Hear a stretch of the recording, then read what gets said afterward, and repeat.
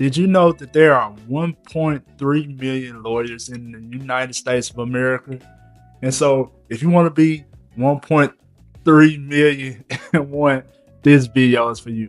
Today's video, I'm going to explain very quickly how to become a lawyer in the United States.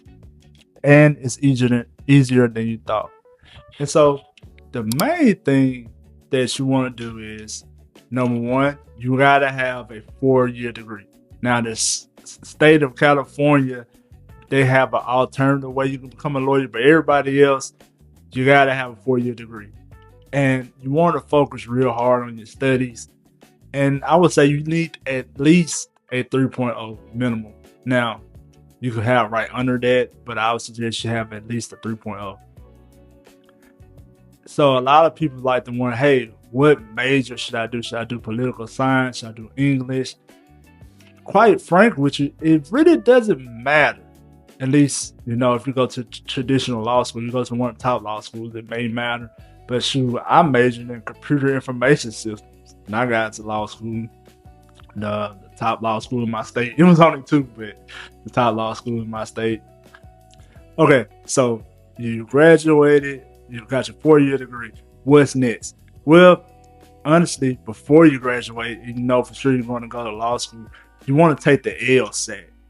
And the LSAT is the law school admissions test. I think a few universities, few law schools kind of waive that, but majority of them, I would say 99% of them, you still have to take the LSAT.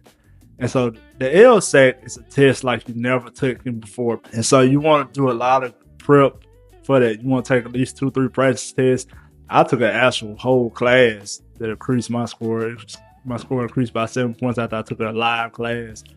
But if you don't take a live class, you want to take a class online, and you gotta invest in it. Once you decide to become a lawyer, just know you're going to spend a lot of money, a lot of money up front. But I think it's worth it. That's really what you want to do. So you want to pass the LSAT with the best score you can, and you want to take it. I say, it's unlimited how many times you can take within a time period. I would say take it at least twice. I wouldn't just take it once unless you get the highest score. The highest score you get is like a 180. A lot of people don't get that. But if you get like a 160 something or above, I wouldn't take it. If you get what you need to get to school you aiming for, I think you'd be okay. Okay, so now you graduated you graduated undergrad. You took the LSAT, got a great score on it. What's next? You apply for law school. And so you want to pick 3 or 4 schools that you really want to go to. I know a lot of people apply for a lot of them. I only applied for like 4. And so I applied for the 2 in my state and 1 in each neighboring state. And I got into 2 out of the 4. And so the other 2 I got outright denied. But the reason why you want to apply for so many, because law schools there's only so many seats in each class. And so they're not just going to take everybody to apply. Each year they may only accept like 100, 120, students. And so you want to apply to as many schools as you can. Of course, your dream school, but then you want to apply to a couple other schools. And so during the application process, of course, you got to submit all your grades and all that. But it's a big thing called a personal statement. And you want to work real hard on that. And I remember I just tried to make my first line interesting.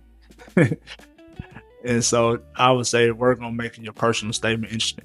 Now, your personal statement is not going to be more important than your LSAT and your undergrad GPA and your major, but I think it helps set you out apart. I actually had one professor tell me they remember reading my personal statement. So you want to make sure you have a good personal statement. And also, letter recommendations. I don't know how much or how the letter recommendations affect people, but I think that I would say they're pretty important. I wouldn't say getting letter recommendation for anybody, but get them from the best 2 people you can think of.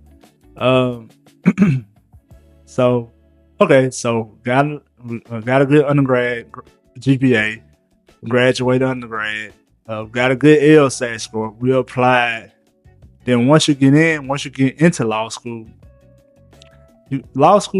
takes about 3 years. I did mine 2.5 years. Some programs out there are part time. They take up 6 or 7 years. Yeah, 6, 7. I said it. And so you do law school in 3 years. Now, here's the thing: how you perform at law school really determines if you're able to get a quote unquote big law job. And so then also you have to decide if that's what you want. A lot of people don't want a big law job because most of those jobs you don't see the courtroom that soon. And also you have to work a lot of hours. But here's a reality check. No matter what job you work in law, you're going to work a lot of hours. You know, you might, instead of working 70 at big law, you're working 55, as a, legal service lawyer, or, you own your own practice, you're going to work at least 60. Just being honest with you. And most of the stuff you're going to be doing is not being a lawyer. You're working your own practice or a small practice.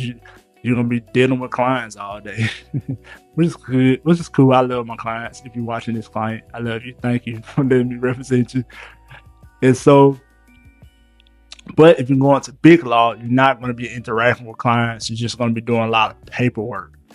And you're going to get paid the most straight out of law school, but you're going to be doing a lot of paperwork. And also, you're not going to be in court. And so that's like the difference between big law and small law. Big law, you get paid a lot, but you work a lot of hours, more than most, and then you do a lot of paperwork.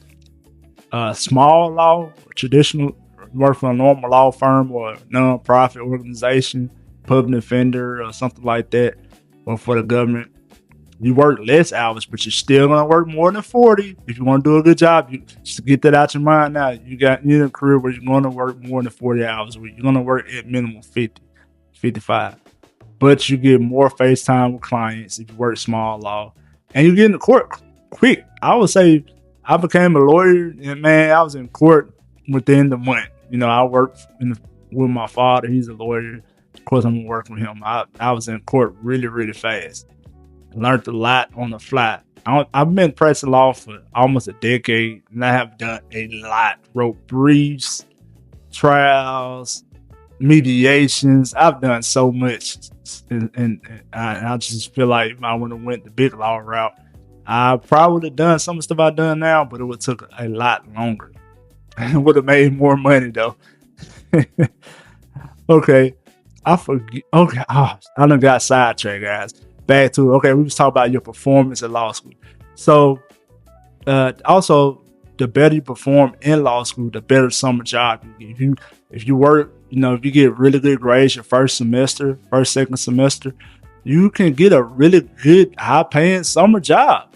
If you're just barely making it, the best jobs you probably get for the summer it might not be with law, or it may be like working for the law school, but you have really good grades that first year, you can get a really cool summer job. Like my first summer, I worked at the law library.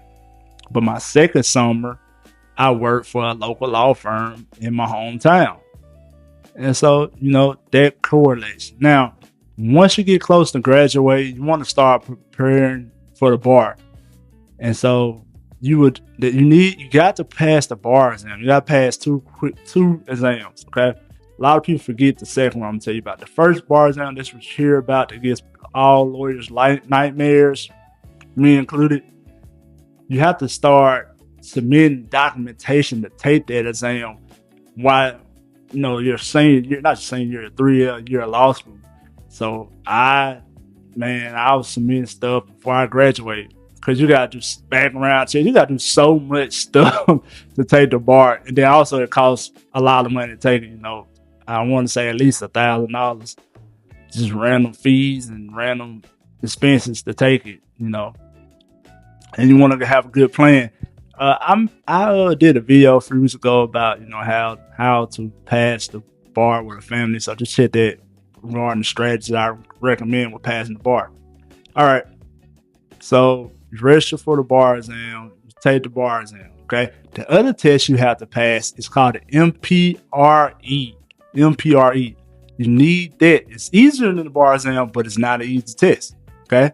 It's way easier, but it's not an easier test. So you do have to study for that.